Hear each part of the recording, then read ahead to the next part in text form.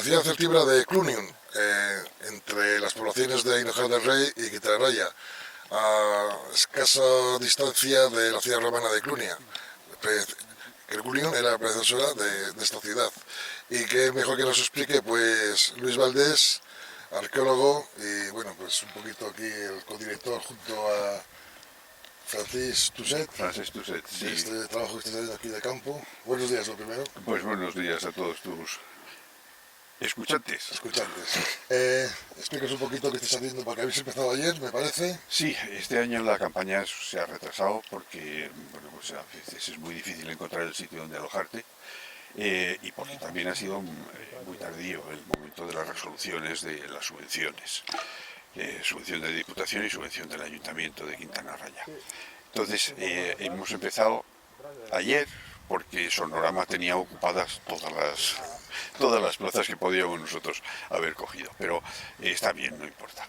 Hemos venido, tenemos este tiempo magnífico y hemos empezado con lo que ya va a ser una excavación sistemática. Hasta ahora se había hecho un sondeo para comprobar unos restos y darles una valoración por un lado y una interpretación por otro, y es un fragmento de muralla. Pero en esta zona esperamos encontrar algo que tenga más relación con el hábitat, con la localización de los sitios donde vive la gente. Como es un yacimiento muy extenso, son 83 hectáreas, quizá alguna más, pero son 83 hectáreas, pues hay diversas formas, creemos diversas formas de ocupación. O sea, desde pequeñas casas con su pequeño terreno de labranza. Una especie de granja, ¿no? Una especie de granja, sí. Y lo que puede ser una zona de concentración en la que las casas estén más próximas unas a otras. Es un patrón que no es desconocido en Europa y que no es desconocido tampoco en Castilla. Que hablamos de tribus celtas, pero que eran arevacos, palendones, ¿qué eran? Bueno, los nuestros son arevacos. Y son arevacos que, según lo que explica los romanos, que necesitan entender las poblaciones que conquistan, son la frontera con los vacceos. Entonces son dos mundos distintos, aunque muchas de las cosas son próximas. Digamos que a nivel de población están diferenciados por el nombre. ¿Pero tenían alguna conexión entre ellos? Posiblemente sí. Esto de la exogamia de mujeres, pero también la de hombres, es una cosa que ha pasado toda la vida. El trasvase de unos a otros, bien por conocimiento, bien por necesidad, bien porque simplemente se enamoran, bien porque en las fiestas de los mercados mensuales o anuales que se den, pues se producen esos roces. Tampoco había una frontera delimitada que se marcaba. No, las fronteras, esas fronteras que conocemos hoy de línea, son muy modernas. Antes eran casi vacíos entre lo que podía estar dominando, pastoreando o cazando la gente, y otra cosa era lo que era el territorio político, en el que por medio de pequeños asentamientos tú estableces una pauta de otros que puedan venir y decirles, no, esto es mi territorio, pero no hay una frontera. A veces son pasos, caminos, pasos. Hay de repente un río, hay un paso, hay un vado. Ese vado puede estar protegido porque es la entrada hasta tu casa. Ya si entras por ahí, van hasta casa. Entonces, ese tipo de fronteras que no son tan fáciles de ver, en zonas de montaña a veces se sitúan en las cumbres y otras veces se sitúan en los valles, depende de los ríos. Me comentabas la gran extensión que este yacimiento puede abarcar. No sabemos ni la población que podía haber habido ni nada, pero ¿qué pensáis encontrar exactamente con los trabajos que lleváis realizando? Hombre, lo primero que queremos es ver la cronología de del ocupación. lugar. Ya conocemos, porque tuvimos la suerte de poder hacer un carbono 14, cuando financió el ayuntamiento, hicimos un carbono 14 de unos restos que aparecieron en la muralla. Parece que fue una ofrenda en el momento de hacer la construcción. Y eso nos situó que la muralla o está ya hecha o se está haciendo finales del siglo IV a.C., principios o primer tercio del siglo III. Esto nos lleva muy atrás. No se pensaba que este sitio pudiera ir tan atrás con una muralla de piedra. Pero sí, lo tenemos en esa fase. Claro, la muralla se hace antes de que la gente llega, se hace cuando llega. Esa es la primera muralla, que hubo otras murallas.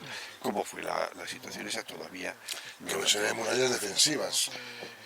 Sí, pero la muralla es defensiva, pero la muralla también es prestigio. También es prestigio. Hay sitios donde las murallas no son espectaculares, pero la puerta de entrada es fascinante, con mucha piedra metida, con bien construido, con esa ornamentación, madera, el camino bien hecho. ¿Y por qué hacen esto? Porque el que viene, vienes a mi casa, pero que sepas que en mi casa somos fuertes. Somos fuertes porque tenemos dinero para construir esto, no pesetas, como antiguamente se decía, sino que la gente de aquí puede disponer de su tiempo para invertirlo en este tipo de construcciones, ¿no? Que a la vez son defensivas, pero la guerra en aquella época no se hacía en la muralla es el último refugio, se hacen fuera. ¿Qué es lo que pasa cuando alguien se refugia dentro de las murallas? Pues no te voy a contar nada, Numancia. Me comentabas antes, fuera de micrófono, que habéis encontrado como un vacío de la ocupación de la ciudad celtíbera a la ocupación romana. ¿Qué sabemos de eso? Pues mira, es sencillo. Este Oppidum tiene la suerte, esta ciudad fortificada, tiene la suerte de que los romanos nos dejaron 3 líneas de historia. Una de ellas, Sertorio viene aquí, se refugia justo antes del invierno, Pompeyo le sigue y aquí se establece una situación de tensión, combates, no se sabe muy bien. ¿Se piensa de que la primera ocupación fue aquí o fue donde actualmente está la ciudad romana? La primera ocupación es La aquí. primera ocupación es aquí. Romana, estamos hablando. No. Esta es la primera ocupación. Celtíbera sí, pero me pregunto, los romanos vienen aquí.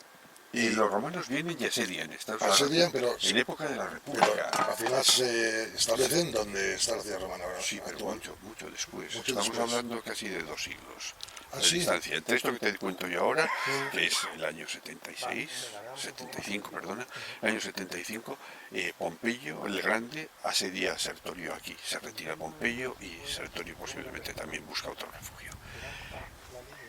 25 años más tarde, en el 56,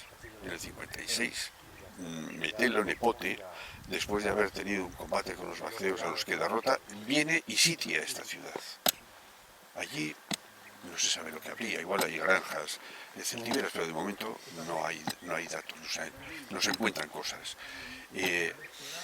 Viene, asedia esto, los bacteos se rehacen, vienen y le hacen marchar, o sea, se marcha antes de que lleguen los bacteos. ¿Cómo sabemos todo eso arqueológicamente? Pues mira, tenemos la suerte de haber encontrado los rastros de 6 campamentos, posiblemente ya 7 campamentos, que rodean en parte a este Oppidum. Campamentos romanos, estamos hablando. Campamentos romanos republicanos, de época republicana, o sea, del siglo I antes de. Entonces, y antes de Augusto, por supuesto, que es cuando cambia la historia. Por el este, del norte al sur, encontramos los campamentos. Estos nos están diciendo, bueno, puede haber algo que se fuera también posterior, pero de los que hemos investigado, los 2 de ellos nos están diciendo que corresponden al segundo momento, a la época de Nepote y las guerras bactrias. Esto es una zona convulsa, vale, pero después del 56 no sabemos qué pasa. Depende del historiador que lo coja, pues dice, no, esto los arrasaron, los vaciaron, esto no quedó nada. No lo sabemos, realmente no lo sabemos, hasta que la arqueología no nos diga qué pasó entre ese 56 en adelante, hasta que la Clunia romana ya existe como tal Clunia, que es mediados del siglo I, hasta que no tengamos eso, No podemos decir qué pasa. Lo que sí que sabemos es que este sitio se llamaba Cluniac, y lo sabemos por sus monedas de plata, y que aquello se llama Clunia, que es la derivación. Claro, es la derivación del nombre del Tíbero. Hoy, Areva con este caso, que no es el primer caso que hay otros casos en los que la ciudad romana que se construye en las cercanías, no tan cerca como esta, en los radios de 8 kilómetros, se lleva el nombre de la ciudad del Tíbero. Entonces, ese arrastrar el nombre tiene que tener también ciertas connotaciones asociadas a la población. Asimilar a la población. Claro, es la romanización de la población. No deja de haber los guerreros, la aristocracia y la gente normal y los esclavos que los habría también. Esa gente se acaba trasladando a la ciudad romana. ¿Por qué? Porque aquello es una plataforma. Construir allí una ciudad romana es más fácil que venirte aquí, que son una terraza y otra terraza y otra terraza. Aquí no se puede construir algo a la forma romana. Lo que no quiere decir que un día no encontremos una villa pequeña o restos de que ha habido gente viviendo. Había gente que vivía en casitas pequeñas y otra gente que vivía en casas descomunales. Que lleváis desde el año 2014 haciendo prospecciones, trabajando. Señálame algún resto importante que habéis encontrado, que os sintáis un poquito orgullosos de vuestro trabajo. Bueno, lo primero, haber ampliado un poco más el perímetro de esta ciudad. Estaba sobre unas 80 hectáreas, con ciertas dudas. Nosotros creo que hemos llegado a entre 83 y 86 hectáreas, que ya es una cosa importante, muy importante. Hemos visto que hay algunos rastros que nos hacen pensar en que en algún lugar hay algún lugar, sabemos por dónde, hay una puerta monumental, o puede haber habido una puerta monumental de la que igual ahora no quedan nada más que los cimientos. ¿Que sería la puerta de la muralla? Sí, de la muralla. ¿Un doble edificio? No, la muralla exterior. Porque hablamos de las construcciones de aquella época, ¿serían en piedra, adobe y luego paja, o algún edificio espectacular? A ver, aquí hemos encontrado ladrillos que son adobes cocidos, muy cocidos, voluntariamente cocidos, no es producto de un incendio que dure 2, 3 ni 4 horas. Y que se construya con bases de piedra es una posibilidad, y por encima de eso que se haga bien con manteado de barro sobre estructura de cestería, o bien que se construya con adobe, o bien que se construya con ladrillo. El ladrillo lo hemos encontrado disperso por todos los lados. El adobe, ¿por qué no lo encontramos? Porque se disuelve. Se disuelve con el agua y... Claro, eso desaparece. Pero el ladrillo no, el ladrillo está ahí. Quizá lo más interesante es haber encontrado algunos restos de jamba de puerta, jamba de entrada, en el que se ve un par de capas que podrían ser de encalado de una pintura muy clara. Talladas ya las jambas, labradas... No, es barro puesto sobre esto y endurecido por el tiempo. ¿Algún resto de cerámica, monedas? No, las monedas de este sitio son 6,5, no conocemos más.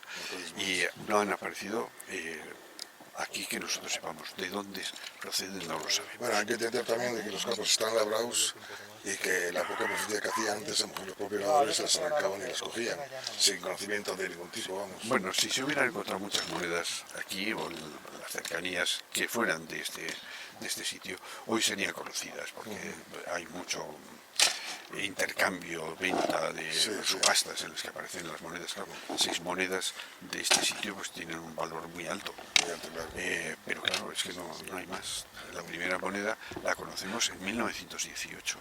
Que tampoco circularían las monedas como pueden circular ahora, claro, me imagino, ¿no? La moneda no es el dinero en la forma en que nosotros lo vemos ahora. La moneda se acuña para decir: yo he pagado los servicios de mercenarios, yo he pagado impuestos, yo he pagado a este otro. No era una moneda de cambio No es una moneda. No es una moneda que se utilice, que lleve la gente en el bolsillo. Es el cambio, el intercambio de cosas con valoración. El trueque que llamamos, sí, ¿no? Los trueques. Los trueques, eso es el sistema más extendido. Pues luego ya me dirás, con 6 monedas, ¿a dónde vas? ¿A dónde vas a comprar? Imagínate con 6 monedas, aunque fueran de 200 euros, sí, ¿a dónde vas? Luis, aquí estamos enfrente de lo que es la ciudad romana de Clunia. La relación sería, en un momento dado, bueno, pues de ocupación de los romanos hacia aquí para experimentar sus cultivos o algo, o no sabemos tampoco. Yo entiendo que en una zona como esta, tan rica a nivel de cereal y también con zonas de regadío muy buenas, todo esto en época romana estaría muy explotado, claro, con la producción de la época. Sí. Pero evidentemente sí, esto tiene villas grandes, ya tardías, en las que se ve que son centros de producción cerealística. Y que aquí pudiera haber pasado que durante el siglo I, el siglo II después de Cristo todavía hubiera alguien viviendo aquí, perfectamente, porque las laderas también de Clunia, que hoy pues son terrazas y esto, también estuvieron ocupadas en su día. Lo que pasa es que el dinero es un problema, pero también es un problema la cantidad de tiempo que necesitas para alcanzar unos resultados que puedas convertir en historia. Date cuenta que Albón empezó a excavar en Clunia en el año 58 y todavía siguen excavándose y haciéndose cosas y restaurando. Y aquí empezamos ahora. Lo que se hizo aquí fueron algunas catas y algunas no sabemos, bueno, algunas no sabemos dónde se hizo ninguna. Hay algunos agujeros, pero no sabemos. No está documentado. No está documentado. Es un problema, pero bueno, es una evolución en la época. La arqueología ha cambiado muchísimo del principios del siglo XX, ya no vamos a decir de la época de los anticuarios, sino del siglo XX, ha cambiado muchísimo. O sea, de los años 50, ahora, de cuando yo empecé la carrera en los años 70, ahora el cambio es enorme. O sea, ahora ya no planteas una excavación de esta solamente para ver si encuentras... No, es que me interesa si aparecen restos de insectos, restos de fauna pequeña, la cerámica. Estamos haciendo investigación sobre la cerámica. Sí, el modo de vida de aquella gente. ¿De dónde sacan la arcilla? ¿A qué temperaturas cuecen? O sea, ¿cuál es la tecnología? Es muy complejo todo ello, ¿no? Claro. Necesitas de mucha gente especialista. Y al final, pues Álvaro, que le llamamos, si te parece, Álvaro es un especialista en la cerámica celtibérica. Ha hecho una tesis de doctoral fantástica que ha recogido lo que hacía tiempo que pedíamos. Pues si no te importa, le llamamos. Álvaro. Álvaro Sánchez, me comentaba Luis de que eres un poco especialista en el tema de la cerámica, en la arqueología, bueno, pues saber un poquito de qué estamos hablando cuando nos encontramos aquí algún resto. Explícanos un poquito qué se ha encontrado aquí de interesante, qué se puede encontrar o qué esperes de encontrar. Vale, bueno, pues como todavía estamos muy pronto, hemos comenzado muy recientemente, bueno, pues la idea es abrir una cata, ¿vale?, para profundizar y encontrar, bueno, materiales cerámicos, que es lo que se suele encontrar en los yacimientos arqueológicos en un 90%. ¿Vale? La cerámica es muy habitual encontrarlo en los yacimientos arqueológicos. Y bueno, nuestra idea es también ver si encontramos algún tipo de estructura de habitación o de otra índole. Entonces, bueno, nosotros iremos excavando y luego, pues, de momento vamos a ir quitando todos estos niveles superficiales que suelen tener material muy arrasado de superficie, para luego después a ver si encontramos algún tipo más o menos la profundidad de la cata? Sí, nosotros lo que hacemos es que vamos excavando por centímetros de momento, para ir luego alisando, de tal que llevemos una superficie lo más plana posible para todo lo que vayamos registrando, y vamos limpiando y luego después pues seguiremos profundizando. Normalmente cada cata o estrato le solemos asignar una asignatura, una numeración, por ejemplo, pues unidad estratégica 1. ¿Diferentes tipos de ocupación? ¿Puede ser por eso? No, simplemente para intentar localizar los diferentes estratos, de tal manera que luego esto posibilite más, sobre todo, establecer tipos de dataciones, o también para tener localizado cada elemento, porque claro, a nosotros lo que nos interesa principalmente, sobre todo, es tener todo perfectamente registrado, de tal manera que sepamos, cuando vayamos al laboratorio, exactamente dónde hemos encontrado cada objeto que registramos. De momento, como estamos en niveles superficiales, pues vamos a encontrar pequeños fragmentos de cerámica y poco más. Que ya se han encontrado en otro tipo de trabajos, y esa cerámica es lisa, es tipo la seguillata que está trabajada. Pues de momento esperamos encontrar cerámica celtibérica, es un tipo de cerámica de pastas normalmente anaranjadas, suelen tener decoraciones pintadas también. Muy característica sobre todo de la zona arébaca, es también parecida, por ejemplo, a la que se encuentra en Numancia. Bueno, pues ese estilo de cerámica pintada, bueno, pues es lo que nosotros esperamos encontrar. El problema es que al encontrar en un poblado que normalmente suele estar bastante arrasado, pues entonces, bueno, pues los fragmentos suelen ser muy pequeños. Entonces, claro, cuando encontramos un fragmento más grande, decorado, pues para nosotros ya es, vamos, así, un premio. Hombre, nos gustaría encontrar la pieza entera, si pudiese ser, pero sobre todo en estos niveles es muy difícil, es muy difícil. O quizás encontrar algún horno donde se cocía aquella cerámica. Sí, sería también Bueno, muy bonito. Los estudios que hemos hecho con un compañero de Granada y el CENIE de aquí de Burgos, de análisis de las cerámicas y de los adobes, bueno, de los ladrillos, va encaminado a saber si la arcilla que utilizan es de aquí o es arcilla que viene de otro sitio. Si es arcilla que viene de otro sitio, lo que no queremos es que vengan carros de arcilla, lo que vendrían serían ya cerámicas hechas. Y poder diferenciar formas que a veces son muy similares de un sitio o de vete tú a saber dónde, pues eso es una cosa muy importante. De hecho, ya de momento ya tenemos unos resultados muy interesantes, que fueron que a través de los adobes sabemos que la arcilla que se utiliza o la tierra que se utiliza para hacer los adobes y la arcilla que utilizan los alfareros está muy próxima, es local. Es de la zona. Sí, es local. Sí. Ahora, lo mismo que se sabe que en Pedregales hay unos alfares de época del siglo I o siglo II, ya, pero de época romana, pero de tradición indígena. Lo que no sabemos es si esos son continuación de familias de alfareros indígenas que siguen en el mundo romano o eso fueron alfares más antiguos. Los alfares todavía no se conocen. Porque os voy a hacer una pregunta, que estoy pensando ahora. Se funde la ciudad romana, no sabemos si hubo un vacío de ocupación arevaca, pero la primera ocupación serían soldados, me imagino. Habría falta oficios, de un alfarero, artesanos de otro tipo, para acudir a esa población y darles servicios, me imagino, pregunto, no lo sé. Hombre, tenemos un especialista en el tema de los campamentos romanos también. El movimiento de las tropas romanas siempre lo vemos como una colección de individuos en cuadradito con sus armas y sus cosas. Pero te voy a poner un ejemplo que es muy clásico, está muy bien documentado en el siglo XX. Un puesto de artillería en Marruecos, la artillería española frente a Marruecos. Y es un pico así, donde hay una batería. Y a esa batería hay que suministrarle todo.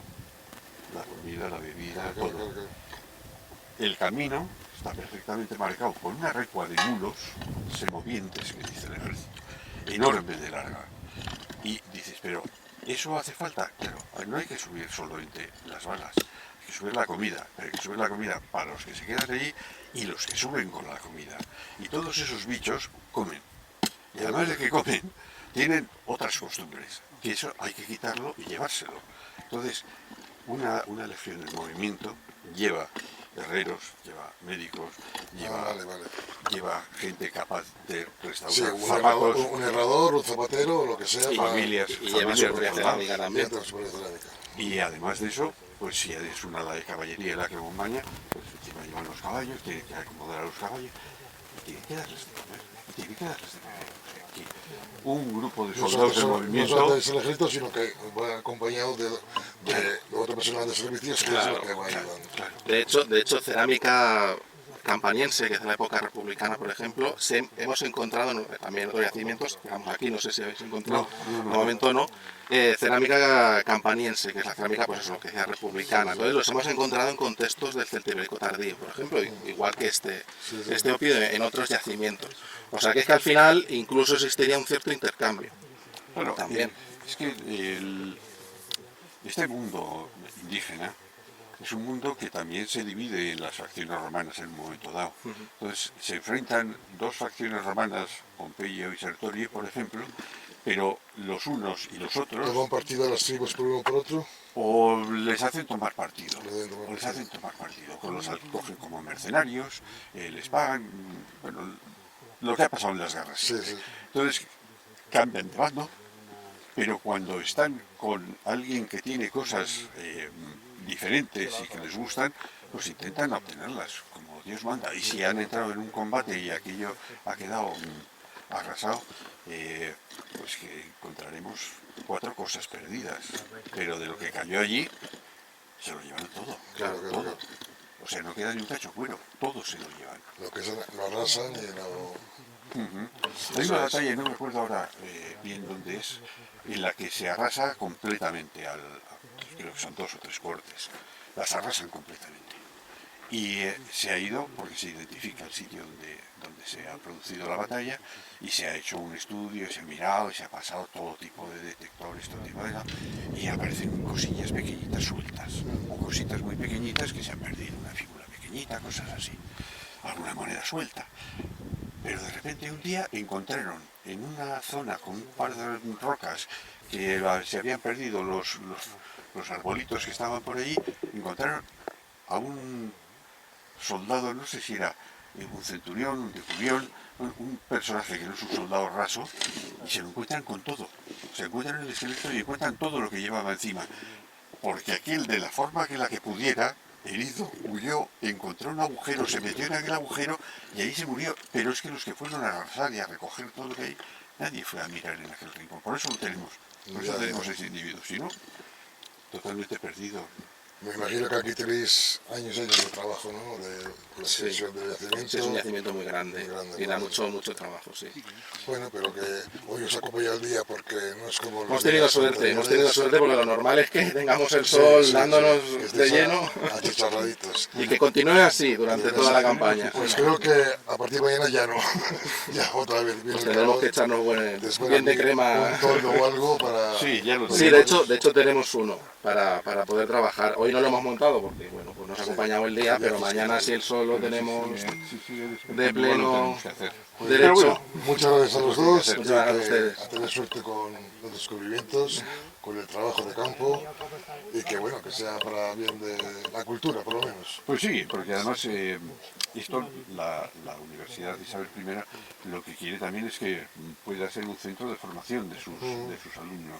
Entonces, ya hay un equipo de formación que forma Álvaro con Iturno, el profesor de la Isabel I, y nosotros les damos todo el respaldo con los conocimientos y las cosas que tenemos. Entonces se les da la formación en este proceso de campo, en el proceso luego de clasificación, de organización documental, todo, porque es una... Muy importante la colaboración de instituciones, ¿no? Sí. Pues sí, Sí, es muy importante. Sí, porque no todos podemos hacer la misma fuerza. Y tú puedes hacer en este punto, pero el otro igual puede hacerlo en esto. Y cuando ya hay 2 puntos en los que empiezan a moverse las cosas, pues es más fácil que las cosas sigan. Y bueno, la Isabel I lleva años colaborando con la Atahualpa. Sí. Yo no te voy a decir que mañana lo hagan aquí, pero tampoco nos íbamos a poner a llegar al Atahualpa yo siglo. creo que sí que es un punto... Hombre, tampoco es un referente. Un Referente a nivel no solo mundial. en Europa, sino en el mundo, A nivel efectivamente. Sí, Pero sí, bueno, sí. nosotros también con su apoyo, para nosotros ya es un Con honor. un pequeñito trozo de ayuda, pues Pues os sí, conformáis. y bueno, y sobre todo porque el mundo de la arqueología para los estudiantes está empezando, yo creo que a decaer un poco. ¿Sí? ¿Por qué? ¿Por qué motivo? Pues porque al final es duro, porque la enseñanza solamente teórica no acaba de convencer. O sea, es una asignatura que tengo que estudiar y hago los exámenes y ya está. Pero ¿Es motivo porque los yacimientos están cerrados a los nuevos estudiantes o por qué motivo es? No. Porque, a ver, yo estoy estudiando arqueología y me gustaría colaborar con vosotros ahora mismo, por ejemplo. ¿Está cerrado o admitís que vengan a trabajar? No, nosotros admitimos a quien quiera que esté interesado. De hecho, seguramente esta semana no, pero la semana que viene contaremos esta con... semana ya. Lo que se llama Esta semana los viene... voluntarios que Sí, vienen a- Sí, pero también contaremos incluso con gente del pueblo, es lo que iba a decir. A ver, el problema es que en estos momentos, que lo comentábamos mientras Claro. estudiamos, está todo en fiestas. Claro. Sí, Entonces, es una época muy... acabo de Claro, terminar no es lo mismo programa. venir aquí con 20 grados a ayudaros que con 38 ayudar. Yo digo que no subo. Pues es No, lo que mucha le gente lo piensa así. Es lo que le pasa a la gente. Sí. Y de todas formas, no siempre terminas haciendo las cosas que quieres. Mi ilusión como arqueólogo cuando empezaba era tener un yacimiento cerca de una playa. Ya ves dónde Y estoy. de un chiringuito Ya sabes también. dónde estoy, ya sabes dónde estoy. Que me imagino que también habrá yacimientos al lado de la playa. Sí, Sí, que los sí, hay, sí, muchos, sí que los hay, muchos, pero ya de muchos. una vez que estás en la playa, ¿qué haces? Arqueología submarina, que es lo que estuve haciendo una temporada. Y luego, por ejemplo, en la costa mediterránea hay muchos pecios. Sí, claro, Muchos claro, pecios. En sí. Mazarrón, por ejemplo, hay uno que se ha excavado y está expuesto. Y es fantástico. O sea, que es que la arqueología engloba no solamente esto, que es lo que nos parece lo normal, pero también incluso a nivel la arqueología submarina. Sí, sí, Y hay un museo en Cartagena específico de arqueología submarina y todo. O sea, que es un campo Nosotros en muy grande. Guernica encontramos dos cosas interesantes. Encontramos cerámica republicana romana negra en el borde del río, que se había estachado el borde del río para poder armar barcos. Y luego encontramos un barco de la Edad Media, que era el más antiguo, no sé si se ha encontrado otro más antiguo ahora, pero desde el Cabo San Vicente hasta el Paso de Calais era el más antiguo hace 20 años. Y lo pudimos sacar prácticamente entero. Curioso. Entero. Todo un lado del barco. Pues aquí no sé qué es un barco, pero sacar algo impresionante para que No me importaría os sacar un sigan barco aquí, apoyando incluso económicamente mucho más y que, bueno, que no decaiga esto. Muchas gracias a los dos. Y os corto porque veo que os estoy interrumpiendo vuestro trabajo y no quiero interrumpir vuestro trabajo, que es muy interesante. Muchas gracias a los dos. Ya habrá aparecido alguna cosita.